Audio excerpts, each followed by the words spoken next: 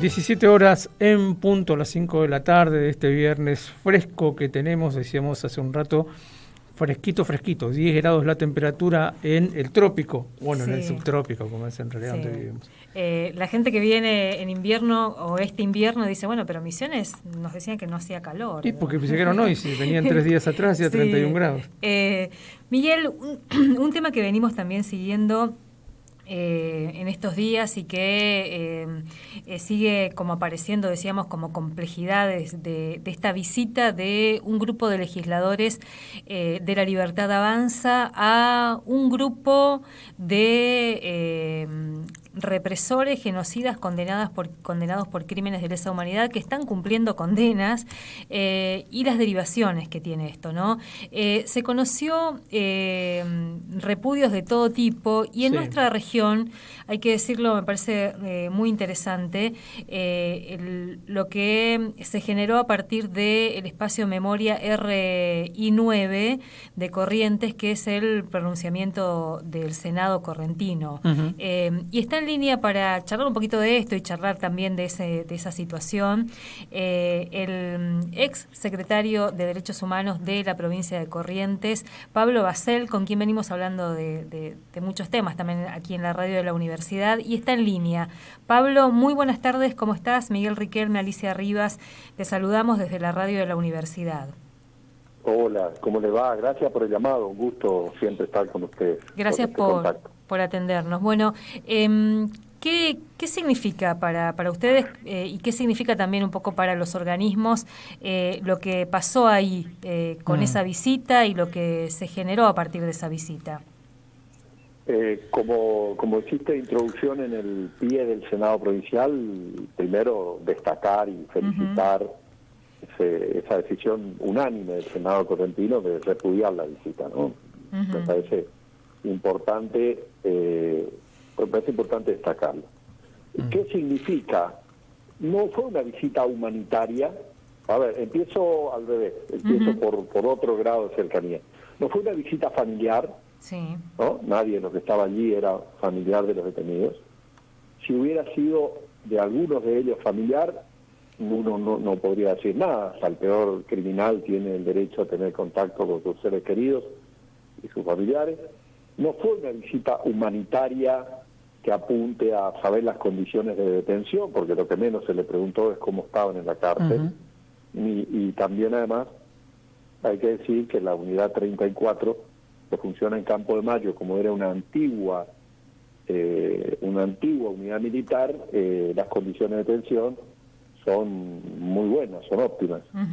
Fue una visita de carácter político. Fueron en gestiones realizadas por la Jefatura de Diputados, la Presidencia de Diputados, ante el Ministerio de Seguridad, que la Cámara de Diputados dio un móvil oficial y las fotos que trascendieron circuló que recibieron por parte de las personas allí detenidas, después voy a decir el pedigre de los que estaban detenidos, recibieron un paper, un documento, un informe, un trabajo, proyectos de modificación de la ley procesal argentina y del Código Penal argentina para obtener la excarcelación de todas las personas allí detenidas. Lo que quiere decir que desde el momento que fueron a eso, tomaron ese material e intentan transformarlos en política pública, fueron como operadores políticos de los que allí están detenidos, o como parte de una estrategia política con las personas que están allí detenidas. ¿Quiénes están detenidas? Bueno, Alfredo Astiz es tal vez uno de los más conocidos. Él se infiltró en el naciente grupo de Madres de Plaza de Mayo y fue participativo del secuestro de los que estaban formando Madres de Plaza de Mayo el 8 de diciembre del 77 en la iglesia de la Santa Cruz. Fue responsable de tirar gente al mar, entre ellas las dos monjas francesas. Fue responsable del asesinato de una adolescente de 16 años que ante la orden de alto salió asustada, corriendo, pensando que era, como estaban todos ante personas de civil, pensando que era un asalto, y recibió un un balazo en la espalda, una chica de 16 años, sueca, y que además después fue, pese a toda su formación militar, fue cobarde en las Islas Georgias, se rindió sin tirar un tiro y sin perder un solo hombre. Ese es Alfredo Astiz, símbolo universal, es tal vez, junto con Videla y Macera, la cara más conocida en el mundo entero acerca de los crímenes de la dictadura. También estaba Marcote, por ejemplo, que es un conocido interrogador en Rosario. Guglielminetti. Y sí, Marcote, termino con esto, Marcote era un reconocido violador. O sea, el mecanismo de quebrar a sus víctimas para que hablaran, para que contaran cosas, etcétera, era la violación sexual. Ese es Marcote. Allí está Pernías, jefe de la ESMA en algún momento, Guglielminetti, una persona tenebrosa perteneciente a los servicios de inteligencia, el coronel Piacentini, símbolo de la represión en Uruguay, condenado en la Argentina por la causa Cóndor, un uruguayo condenado en la Argentina. En fin, todos los que están allí, ninguno tiene menos de 25 años de cárcel en procesos ejemplares, con defensa, con todas las garantías procesales, con jueces comunes, de tribunales comunes, con procedimientos comunes, con el Código Penal común. Ahí no hubo ley especial, no hubo proceso especial, jueces especiales, ni tribunales especiales. O sea, todo lo que tendría cualquier otro hijo vecino. Entonces, que hayan ido diputados de la Nación, que el objetivo del preámbulo de la Constitución es la institución de las autoridades de la República para afianzar la justicia, para promover la paz, bueno, tiene bastante poco que ver con promover la paz o promover o afianzar la justicia, ¿no? Así que es una visita gravísima, que me parece repudiable desde el punto de vista. Yo comparo además cuando en épocas de la pandemia los legisladores se discutían por Zoom, por mecanismos a larga distancia, y mereció el inmediato repudio y la pedida de separación de un diputado que le hacía mimos a su esposa de una manera tal vez inconveniente, pero comparo eso, donde hubo una reacción moralista inmediata que implicó la expulsión de un diputado de su banca, a personas que van a convertirse en operadores políticos de genocidas, ¿no? Que son los símbolos del terrorismo de Estado en la Argentina. Por otra parte, ese hecho además encierra otros. Que pasa que son como se van disparando frases que van generando un estado de hastío en la sociedad, ¿no? Que es el negacionismo, la reivindicación de la dictadura, como alguna diputada dijo, estos están todos presos por orden directa de Kirchner y no por juicios ejemplares. Entonces generan un hastío con la intención de en los desfiles militares con personas denunciadas por torturadores soldados de Malvinas, el 9 de julio. Bueno, van conformando una especie de creación de clima para que en algún momento el presidente, que tiene muy poco apego a la Constitución Nacional, en algún momento diga, bueno, vamos a resolver esto con algún indulto, con un decreto ley o con lo que sea, ¿no? La verdad es que me parece un contexto grave de un hecho muy grave. Pablo, una cosa que hemos venido mencionando seguido aquí con Alicia y con otros entrevistados es el continuo corrimiento, y yo diría que exagerado corrimiento más de una vez de los límites, ¿no? Como que uno ya no sabe qué esperar que van a hacer, porque la verdad es que ninguno de nosotros esperaba una cosa como esta, ¿no? Y es por vos bien lo definís en la frase futbolera de ir corriendo el arco, porque lo que se apunta es a naturalizar el espanto. Y yo invito a pensar esto siempre, y celebro mucho esta nota y el trabajo que ustedes hacen siempre, porque el nunca más, que empieza con la creación, cuando le preguntan al presidente Alfonsín electo en aquel momento qué día quería asumir, él dice el 10 de diciembre, ¿no? Tradicionalmente las autoridades argentinas asumían los 12 de octubre, pero él dice el 10 de diciembre sin Día Universal de los Derechos Humanos. Bueno, era una marca para la democracia naciente. La CONADEP, decreto 157, si mal no recuerdo, el juicio a los excomandantes, decreto 158, los primeros decretos destinados a establecer políticas de verdad y justicia, ¿no? Y me parece que hubo un paquete de leyes que hoy han quedado muy atrás y que yo invito siempre a los militantes de todos los partidos a repensar, que fueron fruto del enorme consenso de los demócratas en la Argentina, formado mayoritariamente en la UCR y en el peronismo, en generar una ley de seguridad interior que no admitiera el espionaje, ni la tortura, ni la infiltración en filas políticas, una ley de servicio de inteligencia a la democracia, ahora modificada por decreto ley, con fondos reservados que aumentaron exponencialmente, una ley de defensa que no admitía la participación de militares en cuestiones de seguridad interior.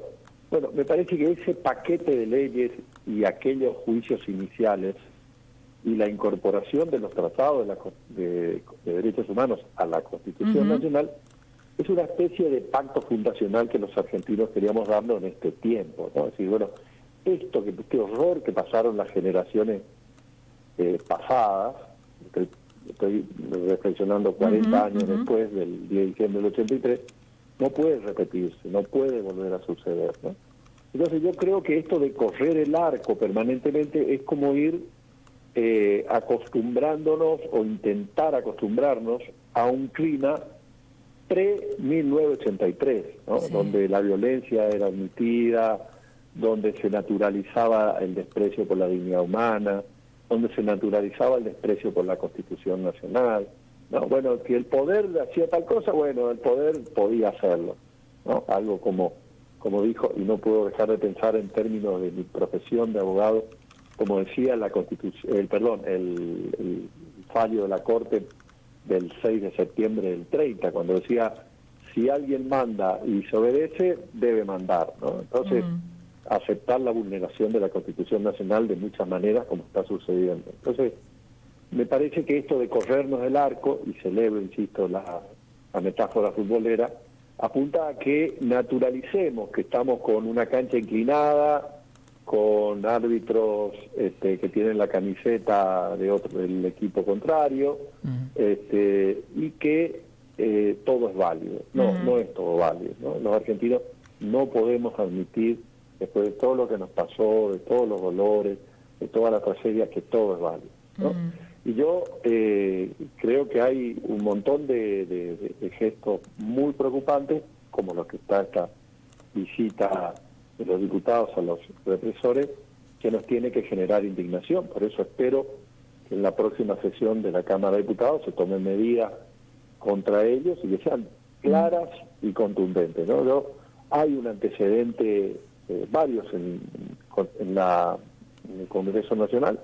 Mencionaba el caso del diputado de Salta en plena pandemia, pero también el caso del diputado Luque de Catamarca, que hizo una mención a la desaparición forzada de personas. Creo que la frase fue tratando de justificar la inocencia de su hijo: si mi hijo hubiera sido, lo hubiera hecho desaparecer el cuerpo y nunca hubiera aparecido. Una frase espantosa, y generó su expulsión del grupo, de la Cámara, perdón. Lo mismo con el electo diputado comisario Patti, que estaba siendo imputado de torturas y mereció no le permitieran asumir.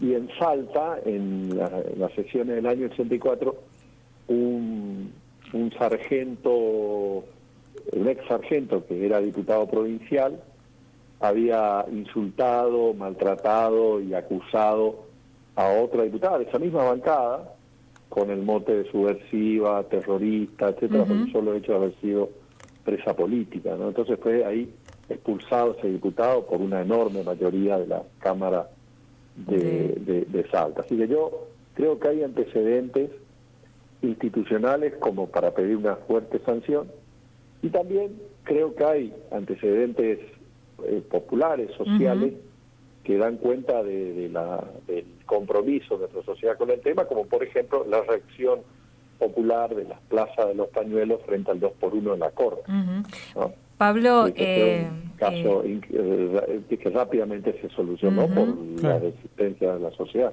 Por el límite que le pusimos también ahí, ¿no? Efectivamente. Pablo, queremos agradecerte este tiempo, sabemos que te sacamos ahí del aula un ratito, así que sí. Mil disculpas y muchas gracias. No, yo estoy muy agradecido a ustedes por la posibilidad de reflexionar estos temas en voz alta, pensar, reflexionar lo que hemos conseguido los argentinos, y que tenemos muchos problemas como sociedad, pero la existencia de problemas de otro tipo, puede ser económicos, sociales, laborales, que los hay y muchos, no puede implicar que perdamos la paz los argentinos, que perdamos la seguridad y la convicción del rol de las instituciones democráticas en la Argentina. Así que por eso celebro estar hoy conversando con ustedes de estos temas. Muchas gracias. Gracias, Pablo. Hasta luego. Gracias. Bueno, Pablo Basel, como vos decías, es secretario de Derechos Humanos de la provincia de Corrientes, pero un activista formidable, docente, generador de muchísimas actividades en torno de la reflexión sobre estas cosas, ¿no? Es el querellante, además, en los juicios que se siguen en los tribunales federales de Tierra del Fuego, la provincia de Tierra del Fuego, contra militares que torturaron a sus subordinados durante el conflicto de Malvinas. Un hombre realmente muy, muy activo. Muy interesante la caracterización de quiénes son los que están condenados por crímenes de lesa humanidad, ¿no? Es muy impresionante eso. Y también recordarnos quiénes son. Realmente yo me había olvidado de Marote, ¿sabes? Y cuando volví a escuchar, confieso que se me heló la espalda. Porque uno que ha leído algunas cosas o que ha visitado algunos lugares, es uno de los personajes más siniestros de nuestra historia, ese tipo. Bueno, casi todos los que están ahí, ¿no? Sí. No, y pensaba también en esto que donde pone la mirada, porque hay mucha gente que está como entreteniéndose con la cuestión de la visita o no, y también es importante destacar, estos presos están en condiciones inmejorables, si se quiere. Basta con ir a ver cualquier penal federal que tenga su sector de lesa, que es como los llaman. Acá lo último que sabíamos era un sector que habían acondicionado como una especie de departamentos donde antes vivían los jefes de la unidad penal. Bueno, ahí vivían bastante holgadamente, muy lejos de la colonia penal, digamos, del resto de la población penal, en condiciones como si estuvieras en un departamento. El único impedimento es salir. Claro. Entre comillas también, porque ¿quién estaba controlando todo eso? Bueno, hay que recordar que Videla estaba en su casa, por ejemplo, y salía preso en su casa, ¿no? Y salía a pasar por el barrio, se supone que no puede hacerlo. No podía hacerlo. Pero bueno, un poco para dimensionar que estamos discutiendo también, y lo último que me parece también interesante, avanzan hasta donde se les deja también, ¿no? Esto de un poco lo que venimos hablando hace un ratito con Aníbal Sena y las organizaciones del sector yerbatero, y acá también, en tener ahí muy presente todavía lo que fueron esas plazas de los pañuelos, porque fue esa movilización en la ciudad de Buenos Aires que fue impresionante, pero que se replicó en todo el país también cuando pretendieron revivir el famoso 2x1, digamos, para genocidas. Así que bueno, hay tiempo de disputas. Anticipo una noticia de ultimísimo momento tremenda, lo vamos a ampliar en un ratito después de la pausa. Un avión con capacidad para 70 pasajeros acaba de desplomarse en San Pablo. No hay sobrevivientes, por lo que sabemos. Es un avión que llevaba pasajeros hacia el aeropuerto de Guarulhos, que es el más importante de Brasil, es el más grande, es el principal aeropuerto de San Pablo, y cayó en un área residencial en la zona de Viñedo, que es una población que está en la periferia del Gran San Pablo, en el interior, y insisto, estamos leyendo la portada del diario O Estadão, el Estado de San Pablo, diario paulista, con una fotografía espeluznante del avión en llamas sobre una calle, ¿no? Pero lo ampliamos en un ratito. 17:19.